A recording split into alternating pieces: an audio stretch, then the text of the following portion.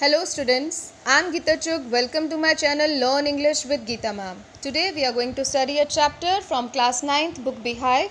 The title of this chapter is A Truly Beautiful Mind.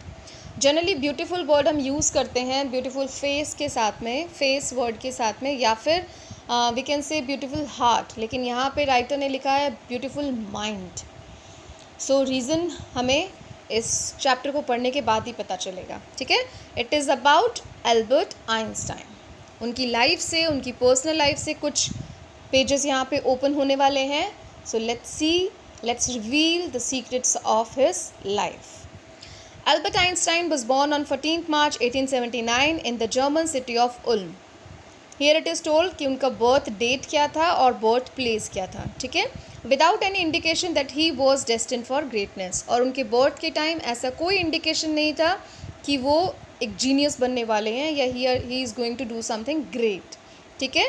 Destine means जो destiny में लिखा हो, जो हमारी तकदीर में लिखा हो, what is reserved with future for us. ठीक है.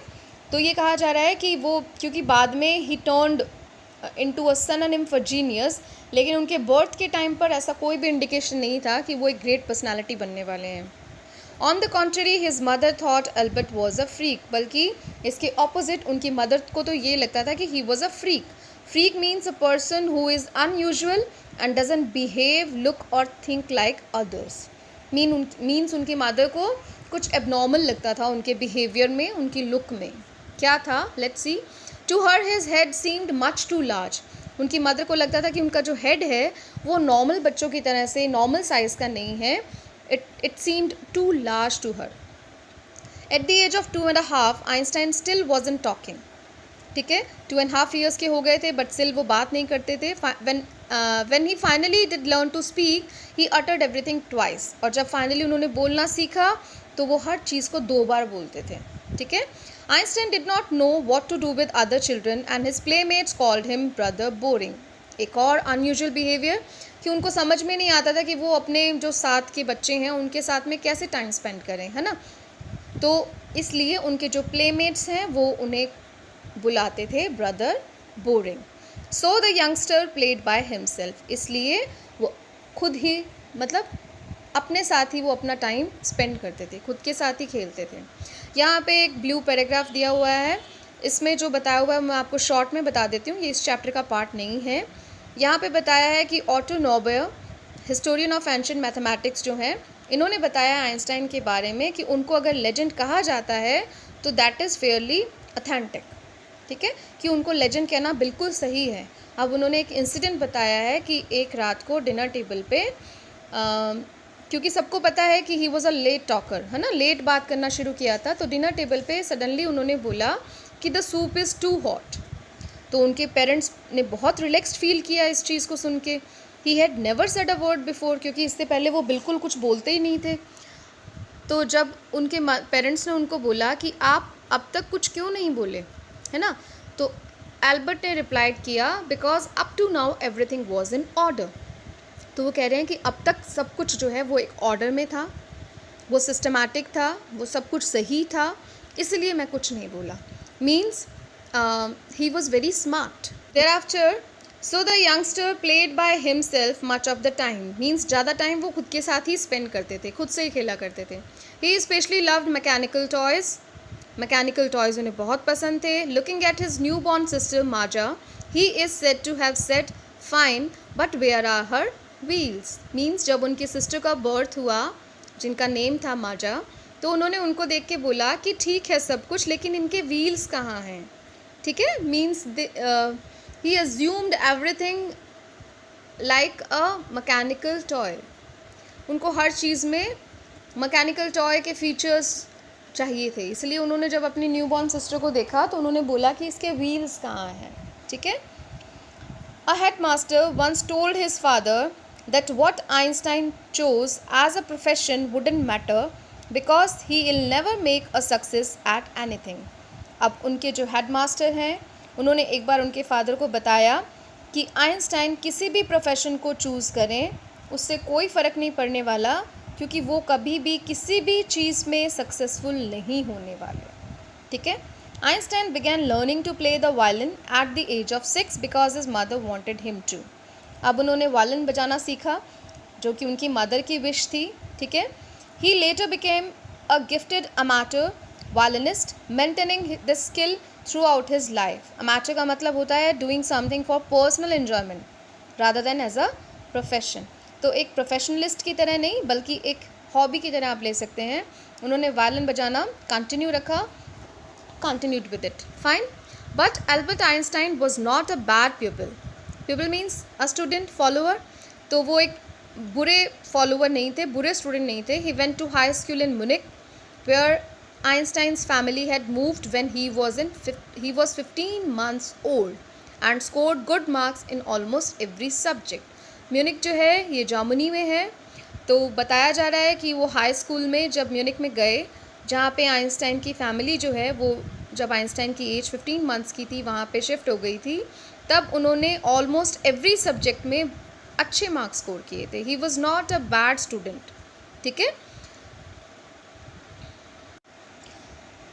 Einstein hated the schools regimentation. Regimentation means strict discipline, you can say order or discipline taken to an extreme and often clashed with his teachers. तो ये कहा जा रहा है कि Munich में जो उनका स्कूल था वहाँ का रूल्स एंड रेगुलेशन जो था वो बहुत स्ट्रिक्ट था, ठीक है। और इस वजह से कई बार अपने टीचर के साथ में उनके वर्बल क्लैश भी हो जाते थे, ठीक है। At the age of 15, Einstein felt so stifled there that he left school for good. अब stifled का मतलब है suffocate, ठीक है। उनको बहुत अनईजी फील होता था वहाँ के एनवायरनमेंट में, इसलिए फाइनली उन्होंने वो स्कूल वहाँ से ड्रॉप कर दिया। He left the school.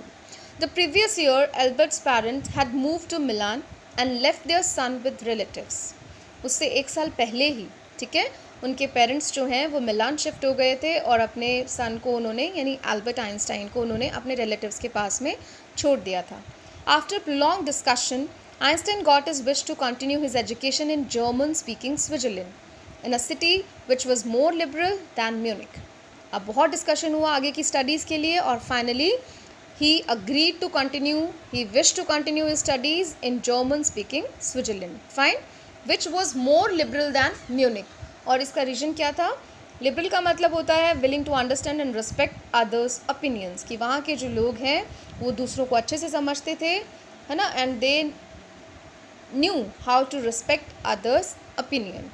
So he wished to continue his study in Switzerland. Einstein was highly gifted in mathematics and interested in physics. Mathematics में highly gifted थे और physics में बहुत interested थे. And after finishing school, he decided to study at a university in Zurich. Zurich की एक university में उन्होंने study करना decide किया. But science wasn't the only thing that appealed to the dashing young man with the walrus mustache. अब ये बताया जा रहा है कि वॉलरस मुस्टैच था उनका। अब ये जो वॉलरस जो है ये एक्चुअली एक एनिमल है। आप देखिए इसकी भी जो मुस्टैच है ये रिजेंबल करती है आइंस्टाइन की मुस्टैच से, ठीक है। तो ऐसा बोला जा रहा है कि यहाँ यंग मैन की फ़ोटो में जहाँ पे 21 ईयर्स एज में इनका पिक यहाँ पे है, इसमें देखिए तो यहाँ पे जो इनकी मुस्टैच है बोला जा रहा है कि it was similar to a walrus moustache. Fine, let's see further. He also felt a special interest in a fellow student, Mileva Maric, whom he found to be a clever creature. इसी दौरान उनका special interest develop हुआ अपने एक fellow student के साथ में Mileva Maric, जिनको वो रिगार्ड करते थे अ क्लेवर क्रीचर, एक बहुत क्लेवर क्रीचर मानते थे उनको, ठीक है। दिस यंग सर्ब जो होता है वर्ड यूज़ होता है सर्बिया से जो लोग जिनका नेटिव लैंड जो है सर्बिया है, ठीक है, वहाँ से जो लोग बिलोंग करते हैं उनके लिए सर्ब यूज़ करते हैं। So this young Serb had come to Switzerland because the university in Zurich was one of the few in Europe where women could get degrees. Means Zurich की जो यूनिवर्सिटी थी ये एक यूरोप की one of the few universities में से थी जहाँ पे विमेन जो है वो डिग्रीज गेट कर सकती थी। Einstein saw in her an ally against the Philistines, those people in his family and at the universities with whom he was constantly at odds. ally का मतलब होता है a friend और an associate। अब फिलिस्टाइंस कौन है? a word used disapprovingly to talk about people who do not like art, literature or music. Means Philistines are people who do not like art, literature और music. तो Einstein जो थे उनको एक एसोसिएट की फीलिंग आई, एक फ्रेंड की feeling आई Mileva में, क्योंकि मिलेवा और उनकी थॉट्स जो थी वो एकदम सिमिलर थी उन लोगों के बारे में जो लाइक नहीं करते आर्ट, लिटरेचर या म्यूज़िक को. ये वो लोग थे जो कुछ लोग उनकी फैमिली में से थे और कुछ यूनिवर्सिटी में थे, ठीक है, जिनके साथ वो कॉन्स्टेंटली एट ऑड्स का मतलब होता है जिनके साथ हमारे गुड टर्म्स नहीं होते, ठीक है. The couple fell in love, letter survive in which they put their affection into words. उनके बीच में लेटर एक्सचेंज होने लगे जहाँ पे उन्होंने अपने अफेक्शन को वर्ड्स में एक्सप्रेस किया. आप ये कह सकते हैं कि जहाँ पे उन्होंने अपनी फीलिंग्स जो है एक दूसरे के साथ में शेयर की. मिक्सिंग साइंस विद टेंडरनेस, और इन फीलिंग्स को शेयर करने में साइंस भी मिक्स हो गई because they both belong to the same subject, science, physics. Wrote Einstein, how happy and proud I shall be when we both have brought a work on relativity to a victorious conclusion. अब ये देखिए science के student हैं, love letter exchange हो रहा है और उनका क्या डायलॉग है उसको एक एग्जाम्पल के थ्रू यहाँ पे बताया है. Where Einstein says that how happy and proud I shall be, कि मैं कितना खुश होऊंगा, कितना प्राउड होऊंगा जिस दिन हमारा वर्क जो है रिलेटिविटी पे वो एक विक्टोरियस कंक्लूजन पे पहुँचेगा, ठीक है. In 1900, at the age of 21, Albert Einstein was a university graduate and unemployed. At the age of 21, he was a graduate but unemployed. He worked as a teaching assistant, gave private lessons and finally secured a job in 1902 as a technical expert in the patent office in Bonn. Bonn भी Germany में ही एक place है. अब यहाँ बताया जा रहा है कि उन्होंने एक टीचिंग असिस्टेंट की तरह से काम किया, प्राइवेट लेसन्स दिए और फाइनली एक जॉब उन्होंने सिक्योर की in 1902 as a technical expert in the patent office in Bern. Patent office क्या होता है? पैटेंट जो है एक तरह का डॉक्यूमेंट है which gives the rights of an invention to an inventor, ठीक है. और जो ऑफिस इस पैटेंट को कन्फर करता है, इस डॉक्यूमेंट को कन्फर करता है, that is called patent office, ठीक है. तो वहाँ पे ही started working as a technical expert. While he was suppose to be in assessing other people's invention, Einstein was actually developing his own ideas in secret. Means यहाँ पे उनका काम था दूसरे लोगों के इन्वेंशंस जो है उसको असेस करना, ठीक है, चेक करना. लेकिन इसी टाइम सीक्रेटली उनके माइंड में अपने खुद के आइडियाज़ जो हैं वो डेवलप हो रहे थे. He is said to have jokingly called his desk drawer at work the bureau of theoretical physics. और एक बार उन्होंने ऐसे ही फ़न में बोला, जोक करते हुए बोला अपना जो डेस्क था उसके ड्रॉअर के लिए कि ये जो ड्रॉअर है it is a bureau of theoretical physics. Bureau का मतलब ही डेस्क ड्रॉअर ही होता है. थ्योरेटिकल फिजिक्स बिकॉज वहाँ पे फिजिक्स से रिलेटेड थ्योरीज़ के पेपर्स थे, ठीक है. ये एक बहुत इंपॉर्टेंट क्वेश्चन है and this is asked many a times, ठीक है. ये इस चैप्टर का एक बहुत इंपॉर्टेंट क्वेश्चन है that why does Einstein call his desk drawer at the work the Bureau of Theoretical Physics. Fine, prepare it well. One of the famous papers of 1905 was Einstein's special theory of relativity, according to which time and distance are not absolute. ये उनकी theory of relativity थी जिसके according time and distance are not absolute. अब यहाँ पे आपको physics के teacher की हेल्प लेनी पड़ेगी, है ना. He or she can explain you in a better way about the theory of relativity. Fine. वैसे भी NCERT जो है वो प्रपोज करता है टीचर्स को कि वो एक्सप्लेन करें इस चैप्टर को with the help of physics teacher. बच्चे हेल्प लें फिज़िक्स के टीचर से to talk about Einstein, to talk about the Einstein's theory of relativity and to build an inter-subject cooperation. ठीक है. So it is your homework now to talk to your teacher about the theory of relativity. ठीक है. जो थोड़ा सा मैं आपको बता सकती हूँ I'll explain for sure. तो यहाँ पे बताया गया है कि जो पेपर था उनका आइंस्टाइन का 1905 में जो फेमस पेपर उनका एक पब्लिश हुआ था, this was about the theory of relativity, जिसके अकॉर्डिंग टाइम और डिस्टेंस जो है वो एब्सोल्यूट नहीं होते. एब्सोल्यूट का means not in relation to anything else, ठीक है. मतलब इनको सिंगल किसी दूसरी चीज़ से रिलेट किए बिना इनको मेजर करना जो है वो पॉसिबल नहीं है. They cannot be measure in themselves. ठीक है.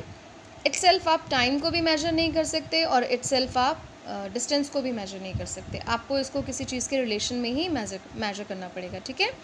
Indeed, two perfectly accurate clocks will not continue to show the same time if they come together again after a journey if one of them has been moving very fast relative to the other. ठीक है. तो Einstein का कहना ये था कि दो perfect accurate clocks जिनमें आपने टाइम जो है वो एकदम सेट कर दिया है, एक्यूरेट क्लॉक्स हैं, वो will not continue to show the same time. ठीक है. वो सेम टाइम शो नहीं करेंगी if they come together again after a journey if one of them has been moving very fast. अगर दूसरी जो है वो फास्ट मूव करना शुरू कर देती है. ठीक है. तो वो कह रहा है कि यहाँ जो फिज़िकल सराउंडिंग्स जो है ना उनका फ़र्क पड़ता है टाइम पे. जैसा कि उन्होंने बताया कि time and distance are not absolute. इनको आप सिंगल कैलकुलेट नहीं कर सकते, आपको किसी के रिलेशन में ही काउंट करना पड़ेगा, कैलकुलेट करना पड़ेगा. ठीक है. From this allowed the world's most famous formula which describes the relationship between mass and energy. ये भी आप साइंस में पढ़ेंगे. E is equals to mc square, where E stands for energy, m for mass and c for the speed of light in a vacuum. Fine. Here again something is given in this blue box. Let's read. When you sit with a nice girl for 2 hours, it seems like 2 minutes. When you sit on a hot stove for 2 minutes, it seems like 2 hours. That is relativity. Albert Einstein. देखिए उन्होंने simple words में हमें बिना deep physics के simple words में बताने की कोशिश की है कि अगर आप किसी नाइस गर्ल के साथ में बैठे हैं तो 2 hours सीम्स लाइक 2 minutes. ठीक है. लेकिन जब आप हॉट स्टोव से यहाँ पे किसी भी मतलब ऐसी सिचुएशन जहाँ पे आप अनईजी हो तो आपको वो 2 मिनट भी 2 घंटे के जैसे लगेंगे. This is called relativity. ठीक है. कि रिलेशन में दो चीज़ें जो हैं एक दूसरे से रिलेट करके ही उनको कैलकुलेट किया जा सकता है. Fine. Let's read further. While Einstein was solving the most difficult problems in physics, his private life was unraveling. Unraveling का मतलब होता है starting to fail. आप जहाँ वो फिज़िक्स की प्रॉब्लम को सॉल्व कर रहे थे, मोस्ट डिफ़िकल्ट प्रॉब्लम्स को, तो उनकी पर्सनल लाइफ जो है that started to fail. Albert had wanted to marry Mileva right after finishing his study, but his mother was against it. She thought Mileva, who was 3 years older than her son, was too old for him. क्यों नहीं करने देना चाहती थी वो Albert और Mileva को शादी? क्योंकि उनको ऐसे लगता था मिलेवा जो उनसे 3 years older हैं वो बहुत बड़ी हैं उनके बेटे के लिए. ठीक है. यानी आइंस्टाइन के लिए. She was also bothered by Mileva's intelligence. अब दूसरा रीज़न है Mileva was also very intelligent. She is a book like you. These were the words of her mother. His mother said, Einstein, put the wedding off. Put something off. Put the wedding off. Put something off का मतलब है postpone कर देना. ठीक है. Delay कर देना. तो यहाँ पे आइंस्टाइन ने अपनी मैरिज जो है उसको पोस्टपोन कर दिया है. ठीक है. The pair finally married in January 1903 and had 2 sons. But a few years later, the marriage faltered. Faltered means became weak. Mileva, meanwhile, was losing her intellectual ambition and becoming an unhappy housewife. अब देखिए Mileva जो है वो शादी के बाद में उनका जो इंटेलेक्चुअल एम्बिशन है मीन्स करियर से जो उनकी होप है अपना करियर बिल्डअप करने की वो नहीं हो पा रहा है. So she turned an unhappy housewife. After years of constant fighting, the couple finally divorced in 1919. 1903 they got married and 1919 they got divorced. Einstein married his cousin Elsa the same year. Same year he married to his cousin Elsa. This new personal chapter coincided with his rise to world fame. Coincided का मतलब होता है occur at the same time. ठीक है. तो एक नया personal chapter जो है वो उनके वर्ल्ड फेम के साथ में ओपन हुआ. In 1915, he had published his General Theory of Relativity, which provided a new interpretation of gravity. 1915 में उनका पेपर पब्लिश हुआ है जनरल थ्योरी ऑफ रिलेटिविटी के नाम से और जिसने एक नया इंटरप्रिटेशन दिया ग्रेविटी का. An eclipse of the sun in 1919 brought proof that it was accurate. और जो भी उन्होंने इंटरप्रिटेशन दिया था ग्रेविटी का वो 1919 के जो एक्लिप्स था उससे पता चल गया कि that was absolutely correct. Einstein had correctly calculated in advance the extent to which the light from fixed stars would be deflected through the sun's gravitational field. Means Einstein ने पहले ही कैलकुलेट कर लिया था, इन एडवांस मतलब prior, पहले ही count कर लिया था कि किस एक्सटेंट में लाइट जो है वो फिक्स स्टार से डिफ्लेक्ट होगी। डिफ्लेक्ट का मतलब होता है चेंज डायरेक्शन, ठीक है, through the sun's gravitational field, ठीक है, सन के ग्रेविटेशनल फील्ड की वजह से लाइट जो है वो किस एक्सटेंट तक रिफ्लेक्ट होगी। He had calculated that in advance. The newspapers proclaimed his work as a scientific revolution. Fine. Einstein received the Nobel Prize for Physics in 1921. This is again important for MCQs. He was showered with honors and invitations from all over the world and lauded by the press. Lauded means applauded, praised by the press. When the Nazis came to power in Germany in 1933, Nazis power के बारे में सबने सुना होगा, है ना, Hitler. When the Nazis came to power in Germany in 1933, Einstein emigrated to the United States. United state में वो 1933 में एमिग्रेट कर गए जब वहाँ पे नाजीज़ का पावर आया, means rule of Adolf Hitler. 5 years later, the discovery of nuclear fission in Berlin had American physicists in an uproar. अब जो अमेरिका के फिजिसिस्ट थे वहाँ पे एक बड़ी अपसेट सिचुएशन हो गई. In an uproar means very upset, very disturbed situation was there due to the discovery of the nuclear fission. Nuclear fission एक process है जिससे nuclear bomb बनाया जाता है, ठीक है. You'll read it about in your chapters of physics. Fine.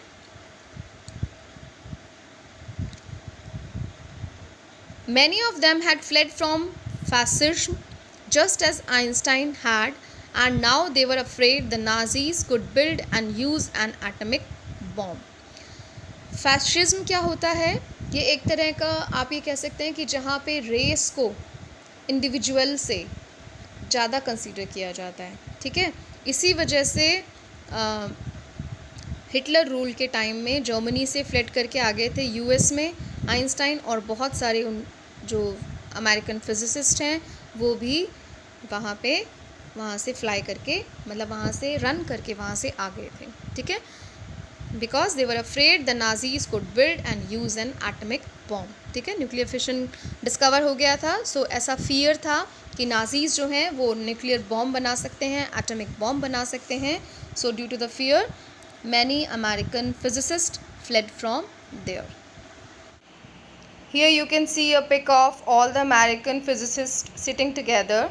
They all fled away from Germany due to the fear of the atomic bomb. At the urging of a colleague, Einstein wrote a letter to the American President Franklin D. Roosevelt on 2nd August 1939, in which he warned a single bomb of this type exploded in a port might very well destroy the whole port together with some of the surrounding territory.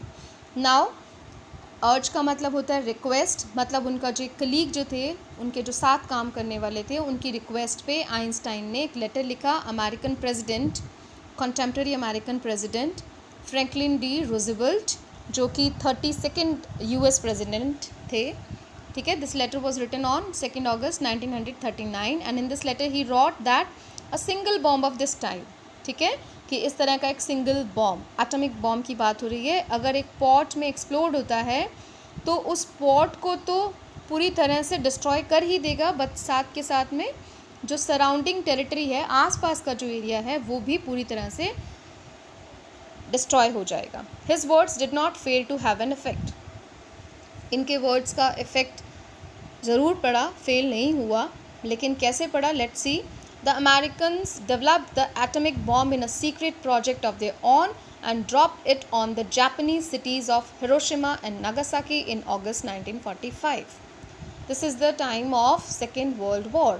Means इन्होंने Einstein ने American president को letter लिखा कि ये जो Germany ने nuclear fission के through atomic bomb बनाना है, ये बहुत डेंजरस हो सकता है, ठीक है. इन्होंने उसके डेंजर्स के बारे में उनको बताया, लेकिन अमेरिका ने सीक्रेट प्रोजेक्ट के थ्रू जो है खुद का ही एटॉमिक बॉम्ब जो है वो डेवलप कर लिया, और डेवलप ही नहीं किया but they also dropped it on the Japanese cities of Hiroshima and Nagasaki. सब ने पढ़ा है, शायद डेट जो थी वो 6 अगस्त थी इसकी, जब ये इंसिडेंट हुआ था, और बहुत ग्रेट, बहुत मैसिव जो है डिवास्टेशन हुआ था. और इसके आफ्टर इफ़ेक्ट्स भी काफ़ी टाइम तक उसके बाद भी रहे थे, ठीक है। Einstein was deeply shaken by the extent of the destruction. अब एक्सटेंट ऑफ डिस्ट्रक्शन मतलब इतना मैसिव डिस्ट्रक्शन हुआ था जिसके लिए वो बहुत बुरी तरह से हिल गए थे। He was shaken, he was very sad. This time he wrote a public massive. Public massive का मतलब होता है एक तरह से पब्लिक लेटर, ऑफिशियल लेटर आप कह सकते हैं, ठीक है, to the United Nations. United Nations का इस ऑर्गेनाइजेशन को बनाया गया था सेकेंड वर्ल्ड वॉर के बाद में, ठीक है। तो इसके बाद में इस जो बॉम्ब जो ड्रॉप हुआ था इसके बाद में इन्होंने लेटर लिखा यूनाइटेड नेशंस को। In it he propose the formation of a world government, और उन्होंने प्रपोज किया कि एक वर्ल्ड गवर्नमेंट जो है उसका फॉर्मेशन होना चाहिए ताकि इस तरह का जो सिंगल डिसीजन है ना, डिक्टेटरशिप है एक तरीके से, वो कोई नहीं ले पाए। तो he proposed the formation of a world government. Unlike the letter to Roosevelt, this one made no impact. अब जो उन्होंने रूसवेल्ट को लेटर लिखा था उसकी तरह से इसका भी कोई इम्पैक्ट नहीं पड़ा, मीन्स जो वो चाहते थे ऐसा कुछ भी नहीं हुआ। But over the next decade Einstein got ever more involve in politics. लेकिन आइंस्टाइन ने अपने आप को पॉलिटिक्स में बहुत ज़्यादा इन्वॉल्व कर लिया, agitating for an end to the arms buildup and using his popularity to campaign for peace and democracy. Means now over the next decade he got involved in politics. और किस लिए वो politics में involve हुए? To put an end to the arms build-up.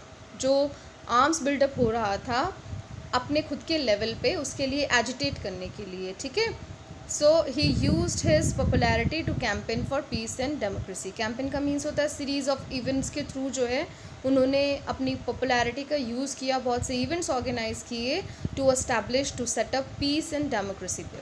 When Einstein died in 1955 at the age of 76, he was celebrated as a visionary and world citizen as much as a scientific genius. Visionary means the person who can think about future, ठीक है, in an original and intelligent way. Means at the age of 76 when he died he was celebrated, उनको माना जाता था एक visionary, ठीक है, और एक world citizen, because he thought about everyone. शायद इसीलिए इस चैप्टर का टाइटल है a truly beautiful mind, because he thought for everyone in a very beautiful manner. Fine, so he was celebrated as a visionary and a world citizen as much as a scientific genius. This is all about this chapter. Please don't forget to subscribe the channel and hit the bell icon to get the upcoming notifications.